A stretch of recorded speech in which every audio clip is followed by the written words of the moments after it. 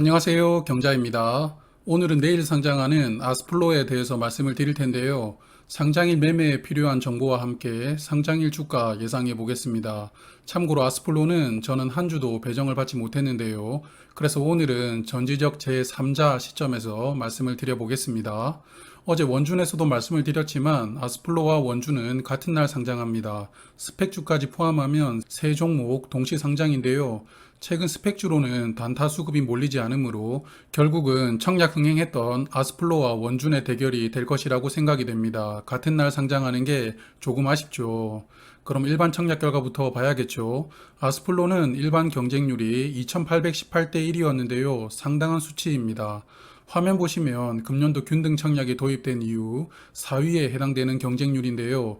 따상상을 선물해 주었던 맥스트가 3000대 1이 넘었었고요. 그 다음이 YM텍, 아이캐스트, 아스플로 순으로 일반 경쟁률이 높았습니다. 하지만 맥스트를 제외하면 따상을 기록한 종목은 없었는데요. 그러므로 일반 경쟁률이 높다고 해서 무조건 따상으로 연결되지는 않는다는 것을 알 수 있습니다. 그리고 아스플로는 총 증거금이 약 6.4조 원 들어왔습니다. 그럼 비슷한 규모로 모집했던 8종목과 먼저 비교를 해볼 텐데요. 화면은 최근에 청약했던 종목들 중 100억 원대로 모집했던 종목입니다. 화면에 노란색 음영이 많죠. 제가 시초가 200%로 출발한 종목을 표시해 둔 건데요. 8종목 중 6종목이 시초가가 200%로 출발했습니다. 그중 5종목은 따상이었는데요. 역시 소형 종목들이 배정받기는 어려워도 실패가 없는 종목들이 많았다는 것을 알 수 있습니다. 이 8종목의 평균 일반 경쟁률은 2034대 1이었고요. 청약 증거금으로 약 4.2조 원이 들어왔습니다. 평균 자체도 준수한 결과지만 아스플로에게는 안 되죠. 그래서 아스플로는 상당히 흥행했던 청약이라는 것을 알 수 있습니다. 그리고 수요 예측에서 기관의 경쟁률은 역대 1위 기록을 찍었는데요. 2143대 1이었습니다. IPO 역사상 첫 번째로 기관 경쟁률이 2000대 1을 돌파한 종목이라고 하는데요. 화면 보시면 금년도에 1000대 후반으로 나온 종목들은 제법 있었습니다만 아스플로만 유일하게 2000대 1이 넘었다는 것을 알 수 있습니다. 대단한 결과였죠. 특히 소형 종목이다 보니 더더욱 이런 경쟁률을 기록할 수 있었다고 생각이 되었습니다. 그리고 최종 배정에서 의무 합격 비율은 39%였는데요. 수요 예측에서의 의무 합격 12.1%를 약 3배 이상 높여주었습니다. 의무 합격을 세부적으로 들여다보면 1개월 합격이 가장 많았는데요. 이 부분은 조금 아쉽게 느껴집니다. 그래서 의무 합격 39%를 감안한 상장일 유통 물량은 176만 주가 되는데요. 비중으로는 39.7%입니다. 의무 합격으로 인해서 유통 물량 비중이 30%대로 들어왔지만 그래도 조금 많은 편이죠. 게다가 기존 주주 물량 비중이 약 31%로 상장일의 공모주주의 주식수보다 3배 이상 많게 됩니다. 이 부분이 개인적으로 아스플로의 불안 요소가 아닌가 생각이 됩니다. 그래도 아스플로는 상장일에 스톡옵션이나 전환사채 등으로 추가될 수 있는 물량이 없는 깔끔한 종목인데요. 좋습니다. 그리고 화면의 표는 어제 원준과 비교한 표입니다. 한 번 더 간단히 설명을 드리자면 아스플로가 같은 날 상장하게 되는 원준보다 유통금액이 약 절반 수준이죠. 그리고 조금 전에 불안 요소로 말씀드렸던 기존 주주 물량은 아스플로가 조금 더 많은 비중이고요. 그래도 상장일 단타 수급은 유통금액이 적은 아스플로 쪽으로 몰릴 확률이 높다고 생각하는데요.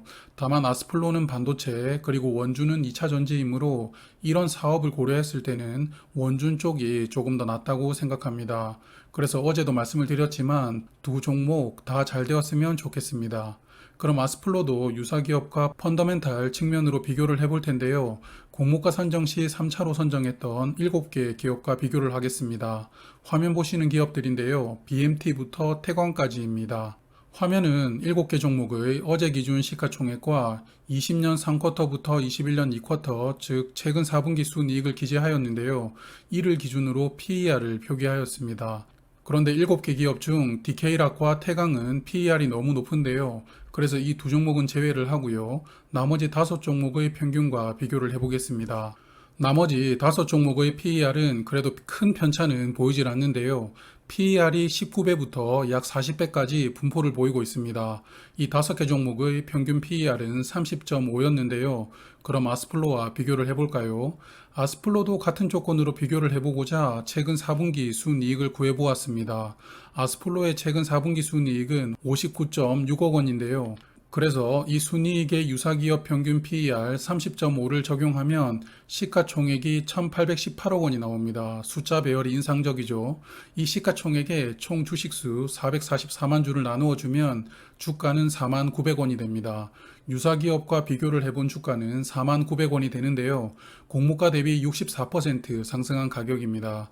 그래도 이 종목은 청약 결과가 상당히 흥행했죠. 그러므로 시초가가 200% 출발할 가능성이 있다고 생각하는데요. 그래서 서두에도 말씀을 드렸지만 제가 매도할 수 없는 종목이므로 저의 목표 매도 금액을 말씀드리지 않고 최근에 시초가가 200%로 출발한 4종목의 상장일 흐름을 말씀드려 보겠습니다.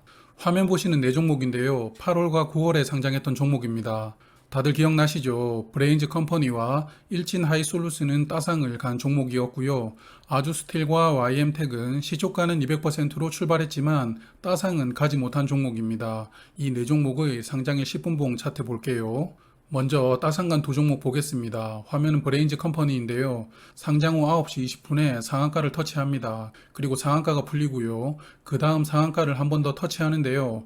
또 밀립니다. 그 후 약 20% 상승 구간에서 오랜 시간 횡보하다가 13시 50분에서야 상한가에 안착하게 되는데요. 아마 공모주주 중에서 브레인즈 컴퍼니를 상장 첫날에 매도하지 않은 분들이 많지는 않을 것이라고 생각이 됩니다. 보통은 상장일 따상가는 종목들이 오전에 상한가에 안착하는 종목들이 많거든요. 그리고 일진하이솔루스는 장 시작과 동시에 상한가에 안착했으니까 이런 종목들은 첫날 매도하지 않고 버틸 수 있는 것이죠. 그럼 따상 실패했던 2종목 보겠습니다. 8월에 상장했던 아주스틸인데요. 이 종목도 시초가는 200%로 시작해서 장 시작과 동시에 약 16%까지 상승합니다. 하지만 곧바로 매도 물량이 증가되면서 장 후반까지 약 10%대에서 등락을 반복하다가 장 막판에 수급이 확 빠지면서 주가는 크게 하락하고 첫날을 마무리했는데요.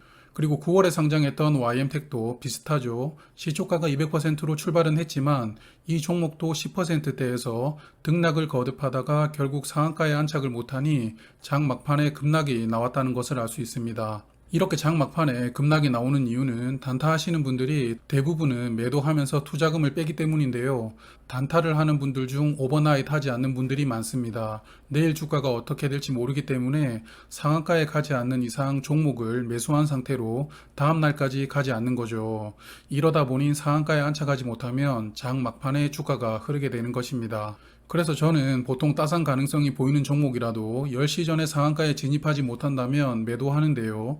브레인즈 컴퍼니처럼 오후에 상한가에 진입하는 종목도 있지만 일반적으로 10시 전후로 상한가에 진입하지 못하면 저는 무너지는 종목을 더 많이 보았기 때문입니다. 두 번째는 상한가에 터치하고 한 번 밀리는 것은 버틸 수 있으나 두 번째 터치하고 또 밀리면 저는 매도를 합니다. 이런 유형도 경험상 상한가에 재안착하는 게 쉽지는 않더라고요. 저는 이러한 스타일로 시초가가 200% 출발하는 종목에 대응을 하고 있는데요. 영상 보시는 분들께서도 자신만의 매매 스타일을 만들어 보시는 것을 추천드리고 싶습니다. 이번 주는 오늘 청약이 끝난 스펙주 외에는 청약이 없다 보니 상장하는 종목들에 대해서 이야기를 드리고 있는데요. 내일도 같은 컨텐츠입니다. 내일은 CU테크인데요. 금요일에 단독 상장하게 되었습니다. 단독 상장함으로 장점이 있을 것 같은데요. 그럼 CU테크도 비슷한 로직을 적용해서 말씀드리도록 하겠습니다. 오늘 하루도 수고 많으셨고요. 저는 경자였습니다. 안녕히 계세요. 지금까지 시청해주셔서 감사합니다. 다음에 또 만나요.